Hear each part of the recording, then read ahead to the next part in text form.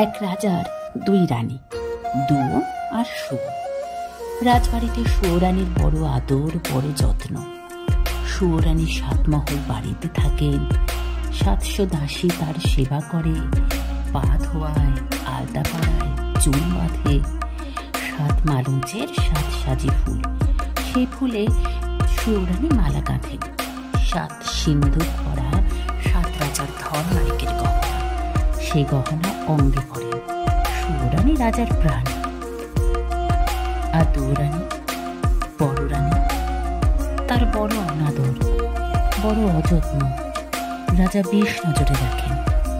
একখানি ঘর দিয়েছেন ভাঙাচোরা, এক দাসী দিয়েছেন বোবা কালা, পরতে দিয়েছেন জীর্ণ শাড়ি, শুতে দিয়েছেন ছেঁড়া কাঁথা।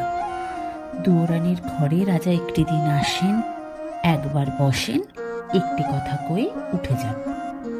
সুয়োরানী, ছোট রানী, তারই ঘরে রাজা 12 মাস থাকেন।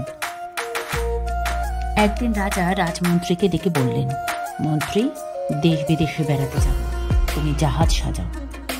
রাজার আজ্ঞায় রাজমন্ত্রী জাহাজ সাজাতে গেলেন।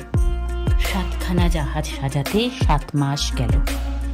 6খানা জাহাজে রাজার চাকর বাকর যাবে, আর সোনার চাঁদোয়া ঢাকা সোনার জাহাজে রাজা নিজে যাবে। মন্ত্রী এসে খবর দিলেন, মহারাজ, জাহাজ প্রস্তুত।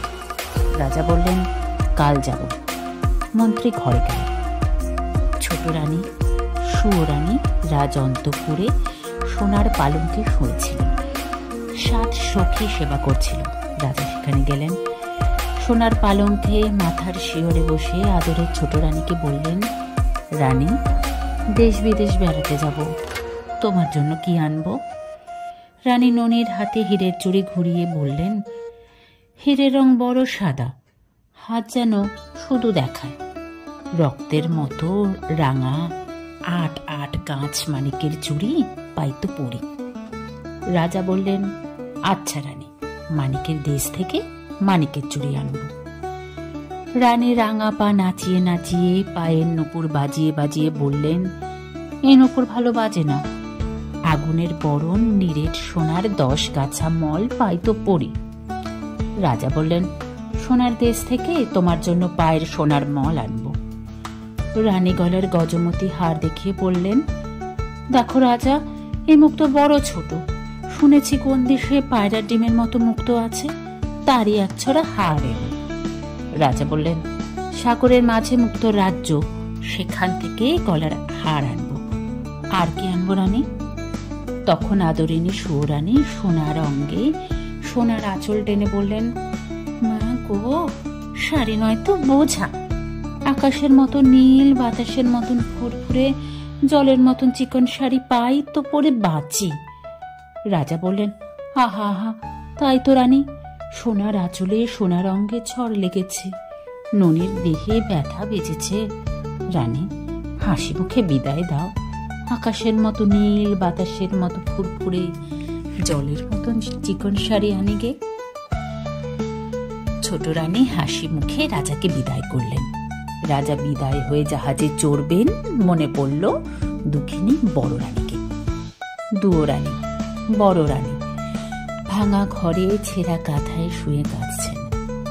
রাজা সেখানে এলেন।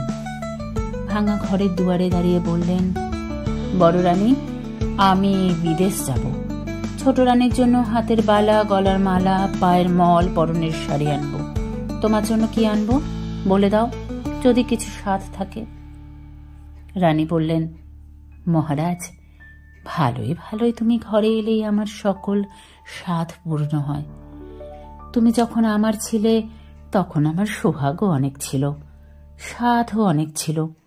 সোনার অঙ্গে সোনার শাড়ি পরে 7 মহল বাড়িতে হাজার হাজার আলো জ্বালিয়ে 700 সখীর মাঝে রানী হয়ে বসার স্বাদ ছিল। সোনার পিঞ্জরে সুখ শাড়ির পায়ে সোনার নূপুর পরিয়ে দেবার স্বাদ ছিল। মহারাজ, অনেক স্বাদ ছিল, অনেক স্বাদ মিটেছে। এখন আর সোনার গহনায়, সোনার শাড়িতে আমার কি কাজ? মহারাজ, আমি কার সোহাগে হীরের বালা হাতে পরব, মতির মালা গলায় দেব, মানিকের সিঁথি মাথায় বাঁধব। মহারাজ, সেদিন কি আর আছে? তুমি সোনার গহনা দেবে, কিন্তু সে সোহাগ তো দেবে না। আমার সে 700 দাসী 7 মহল বাড়ি তো ফিরে দেবে না। বনের পাখি এনে দেবে, কিন্তু মহারাজ সোনার খাঁচা তো দেবে না।